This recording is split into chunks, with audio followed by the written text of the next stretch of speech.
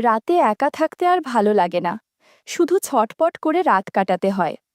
ওকে বললাম, পারবি তো সবকিছু ঠিকঠাক মতো করতে, নাকি ৩০ সেকেন্ডেই ক্লান্ত হয়ে যাবি?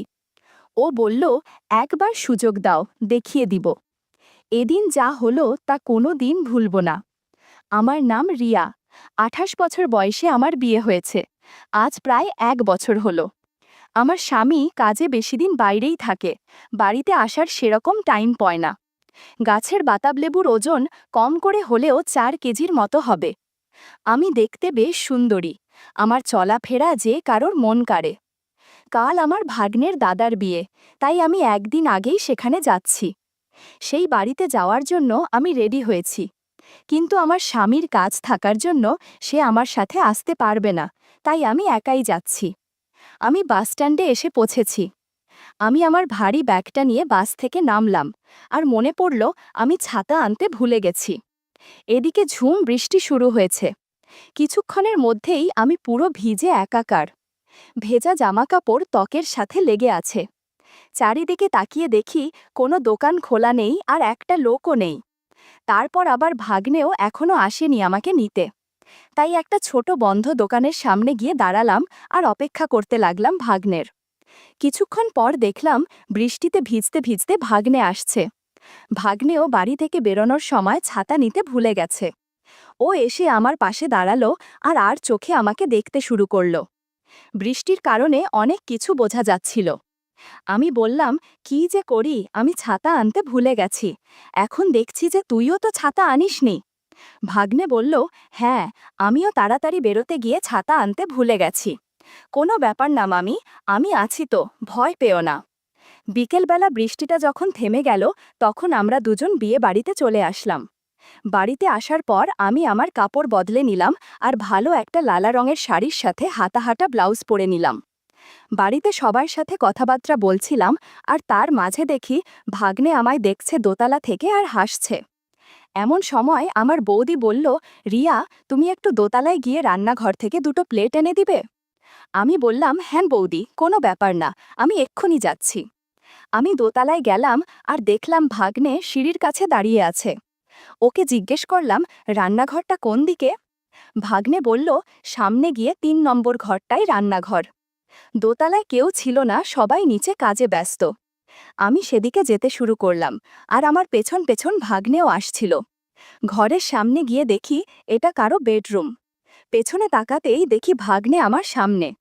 ও আমার হাত ধরে ঘরের ভেতরে নিয়ে ঘরের দরজাটা লাগিয়ে দিল। আমি বললাম, এ কি করছো? ভাগ্নে বলল, আমি জানি মামা, তোমায় মোটেও ভালোবাসে না, তোমাকে সময় দেয় না, সব সময় কাজে ব্যস্ত থাকে। তুমি আর কত রাত একা ছটপট করবে? আমি বললাম, কি বলতে চাইছো তুমি? ভাগ্নে বলল, আমি তোমার সেবা করতে চাই, যা মামা করে না। ওর কথাগুলো শুনে আমি অস্বস্তিতে পড়ে গেলাম। ওকে বললাম, তাহলে তোকে পরীক্ষা দিতে হবে। আমার আবার এইটুকু কোনো কিছু ভালো লাগে না। ভাগ্নে বলল, তুমি যা বলবে আমি তাই করব। আমি বললাম, কিন্তু এখন ঠিক টাইম না এগুলো করার। সবাই বাড়িতে আছে, কেউ দেখে ফেললে মুশকিল হয়ে যাবে। ভাগ্নে বলল, কেউ আসবে না ওপরে, সবাই নিচে কাজে ব্যস্ত।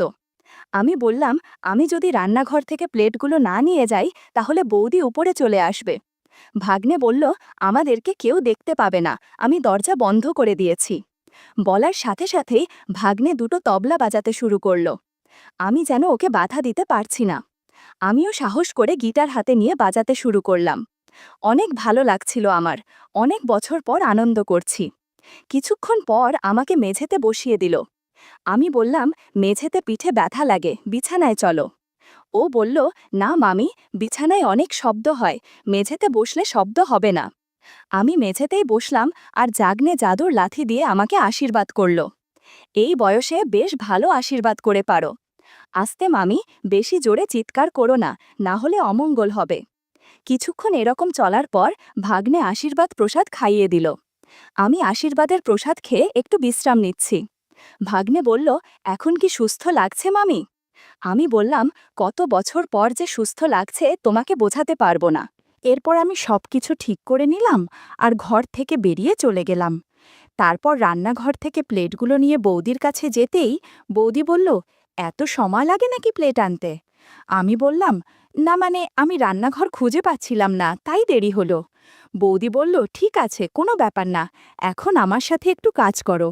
আমি কাজ করতে শুরু করলাম বৌদির সাথে। কাজ করতে করতে রাত হয়ে গেল। সবাই মিলে তখন খেতে বসেছে। আমি আর বৌদি খাওয়া দাওয়া করে নিলাম। তারপর বৌদি আমাকে আমার শোবার ঘর দেখিয়ে দিল, যেটা ছিল ভাগ্নের ঘরের পরের ঘরটা। ঘরটি বেশ ছোট ছিল। দেখলাম ঘরে একটি সিঙ্গেল বেড, আলমারি আর একটি ড্রেসিং টেবিল আছে। শোবার সময় আমি কাপড় বদল করলাম না, কারণ বাকি কাপড়গুলো বৃষ্টিতে এখনও ভেজা ছিল। এমন সময় দেখি ভাগ্নে এলো আমার ঘরে। এসেই চারিদিক আর ঘরের বাইরেটা দেখল। কাউকে যখন দেখতে পেল না, তখন বলল, গুড নাইট মেরি জান।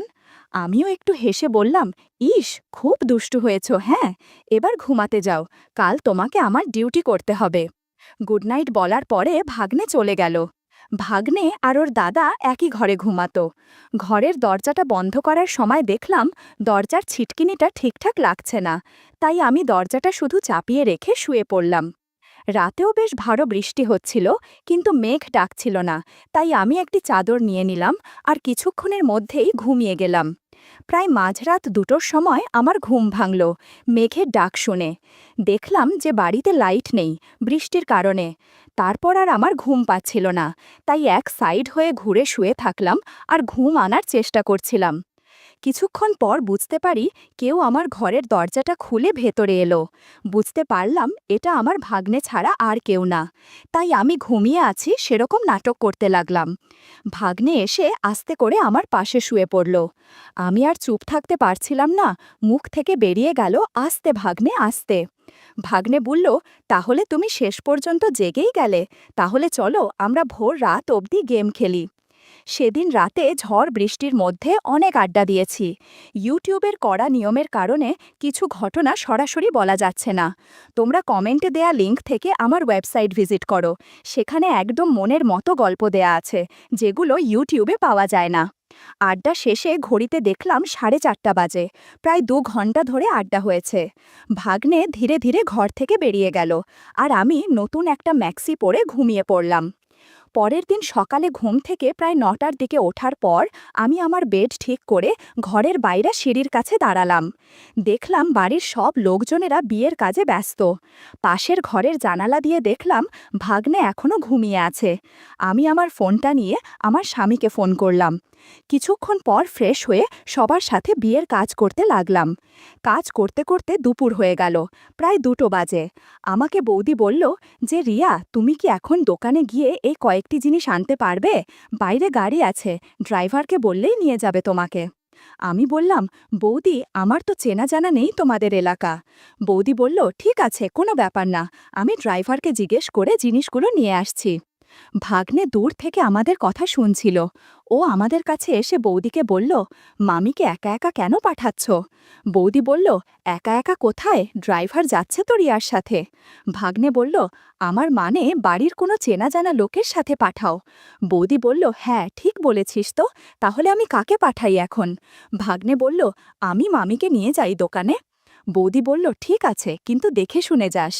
তখন আমি আর ভাগ্নে গাড়িতে বসলাম। ভাগ্নে গাড়ি চালানোর জন্য ড্রাইভিং সিটে বসল, আর আমি গাড়ির সামনের সিটে বসলাম। কিছু দূর যেতেই ফাঁকা সোজা রাস্তা আসলো। গাড়ি চালাতে চালাতে বলল, মামি, তুমি তো সকালে কিছুই খাওনি, আমার কাছে কলা আছে, খাবে নাকি? আমি উত্তর না দিয়ে জিজ্ঞাসা করলাম, তুইও তো সকালে কিছু খাসনি, ডালিম খাবি নাকি? আমার কাছে 2টো ডালিম আছে। ভাগ্নে বলল, যাক, ভালোই হলো, তুমি কলা খাও আর আমি ডালিম খেয়ে সকালে নাস্তা করি। গাড়ি চালাতে চালাতে ভাগ্নে ডালিম নিয়ে খেতে শুরু করলো। খেতে খেতে গাড়ি চালানোর কারণে ব্যালেন্স ঠিক রাখা যাচ্ছিল না। আমি বললাম, ভালো করে গাড়ি চালা। ভাগ্নে বলল, কিছু হবে না মামি, চিন্তা করো না। কিছুক্ষণ পর ভাগ্নের মাথায় বুদ্ধি এলো। ও গাড়িটা সোজা রাস্তা থেকে একটা মাটির রাস্তা দিয়ে এক ঝোপঝাড়ের পেছনে দাঁড় করল। বলল, এখানে বসে আগে খেয়ে নেই। কিছুক্ষণ ডালিম খাওয়ার পর বলল, এবার আমাকে গাড়ি চালাতে দাও, আর তর সইছে না আমার। আমি শাড়ি একপাশে রেখে ভালো করে বসলাম। তারপর ভাগ্নে গাড়ি চালাতে শুরু করল। সে কি গতি বন্ধুরা, আমার অনেক ভয় হচ্ছিল। আমি শুধু বলছিলাম, ভাগ্নে আস্তে আস্তে। ভাগ্নে বলল, আমি অনেক দক্ষ ড্রাইভার, অনেক জোরে গাড়ি চালানোর কারণে গাড়ি অনেক নড়ছিল, মনে হচ্ছিল ভূমিকম্প হচ্ছে। ৩০ মিনিট পর ভাগ্নে থামল।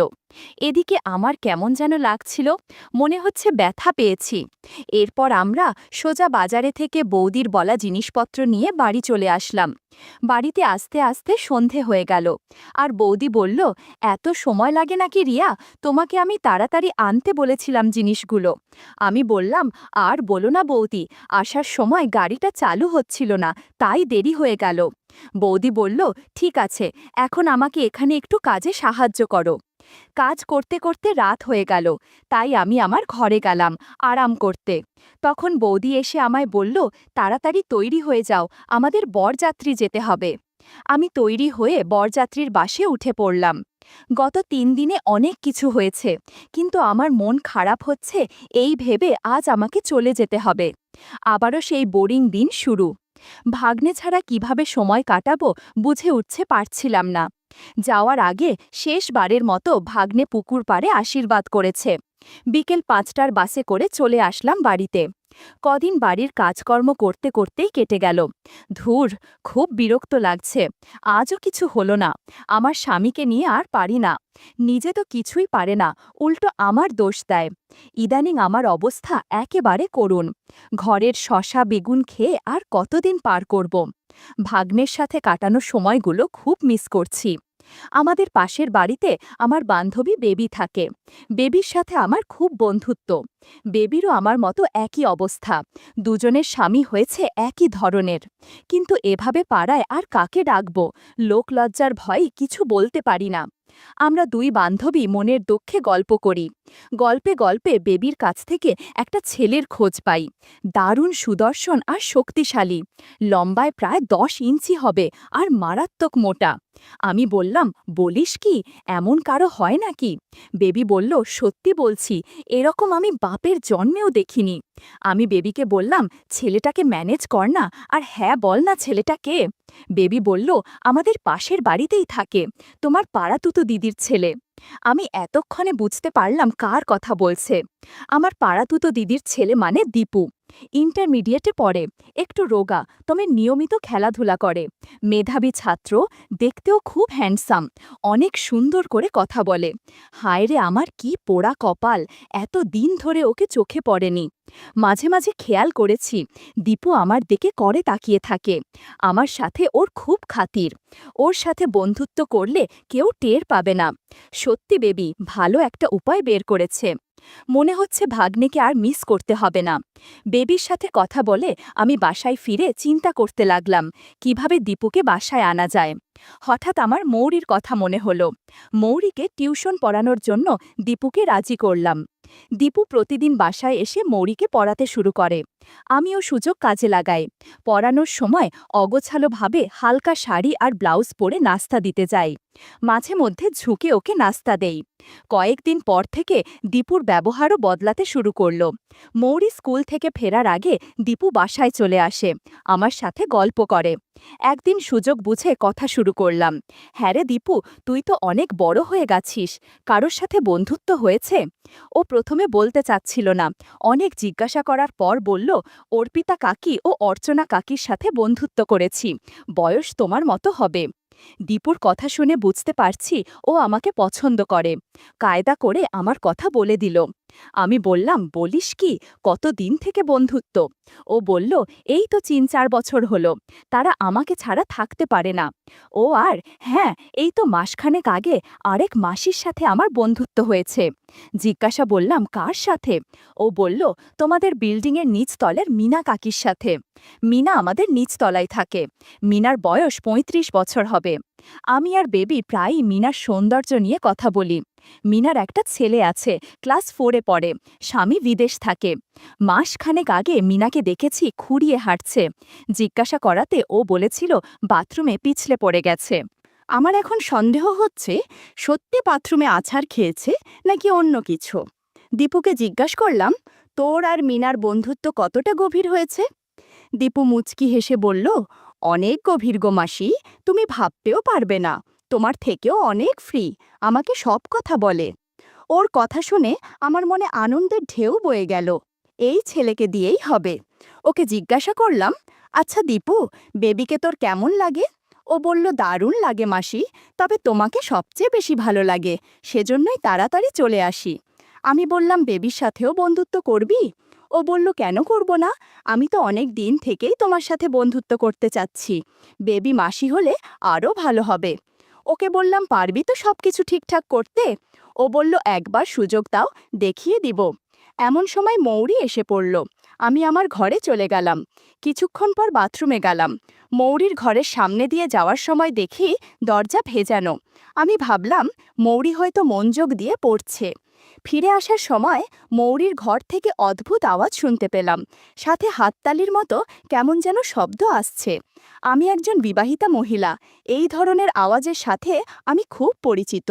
আস্তে আস্তে ভেজানো দরজা একটু ফাঁকা করতেই আমার চোখ কপালে উঠে গেল।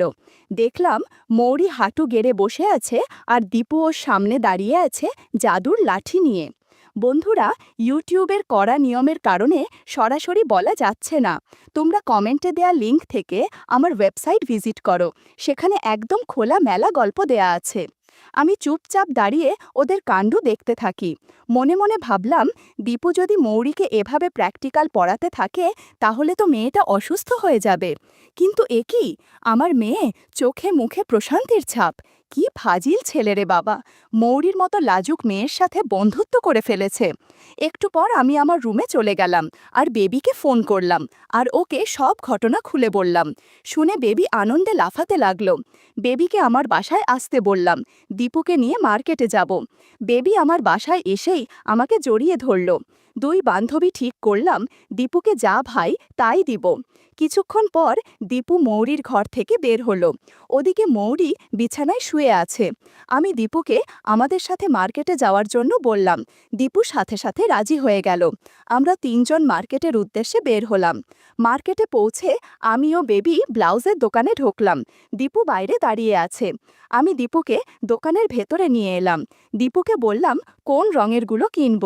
দীপু হাসতে হাসতে বলল, তুমি এক সেট কালো নাও আর বেবি মাসিকে এক সেট লাল নিতে বলো, তোমাদের দুজনকে খুব মানাবে। বেবি মাসিকেও কালো মানাবে, কিন্তু তোমাকে সবচেয়ে বেশি মানাবে। আমিও হাসতে হাসতে বললাম, ঠিক আছে, তোর ইচ্ছাই থাক। ঘণ্টাখানেক কেনাকাটা করে আমরা বাসায় ফিরে আসি। পরদিন মৌরি স্কুল যেতেই বেবিকে বাসায় ডেকে আনি। দীপুকেও আসতে বলি। বেবি আসার পর দুইজনেই হালকা করে সাজগোজ করে নেই। দুইজনেই ঠিক করেছি আজ দীপুকে গাড়ি চালাতে দিব। বেবি যা পারে করুক। এদিকে দেখলাম বেবি ব্যাগে এক সেট কাপড় নিয়ে এসেছে। বাসায় বলে এসেছে সিনেমা দেখতে যাবে। একটু পর আমরা চুল কেটে ক্লিন হয়ে থাকলাম। একটু পর কলিং বেল বাজতেই দরজা খুলে দেখি দীপু হাজির। দরজা বন্ধ করে দীপুকে ঘরে আসতে বললাম। দীপু 6টা বিদেশি বেলুনের প্যাকেট সাথে নিয়ে এসেছে। আমি বললাম, কি রে, এসব আনলি কেন? দীপু বলল, এগুলো ছাড়া সমস্যা হবে। আমি বললাম, না, এগুলো দিয়ে কিছুই হবে না, তুই চিন্তা করিস না, আমরা ওষুধ খেয়ে নিব। এরপর দীপু আর কথা বাড়ালো না। প্রথমে বেবির কাছে গিয়ে তবলা বাজাতে শুরু করলো। এদিকে আমি তৈরি হচ্ছিলাম কখন আমাকে শেখাবে। 1 ঘন্টা বেবিকে গান শেখানোর পর বলল, একবার তুমি রেডি হও। সেদিন সারা বাড়িতে শুধু আমাদের চেঁচামেচির শব্দই শোনা যাচ্ছিল। দীপুর কারণে আমি ভাগ্নের কথা একদম ভুলে গেছি। দেখতে দেখতে দুপুর 1টা বেজে গেছে। ওদিকে আবার মৌরির স্কুল ছুটি হয়ে যাবে। আমি আর বেবি কোনোভাবেই দাঁড়াতে পারছিলাম না। তবুও দীপুর সাপোর্টে উঠে দাঁড়ালাম। এরপর দীপু বাথরুমে চলে গেল। আমি ঘর গোছাতে শুরু করলাম। একটু পর দীপু এসে বলল, কি ব্যাপার, আজকের মতো এ পর্যন্তই নাকি? বেবি বলল, না বাবা, আমি আর নেই, আমি এখন বাসায় যাব। দীপু, তুই আমাকে বাসায় পৌঁছে দিয়ে আয়। এরপর বেবি নতুন এক সেট জামাকাপড় পরে দীপুর সাথে বাড়ির পথে হাঁটা দিল। আর আমি স্নান সেরে রান্নাঘরে চলে গেলাম হাঁড়িতে ভাত বসাতে। চুলোয় আগুন জ্বলছে আর আমি ভাবছি, এখন জীবনে আর কোনো আফসোস নেই। যখন ইচ্ছে হবে দীপুকে বাড়িতে আসতে বলবো।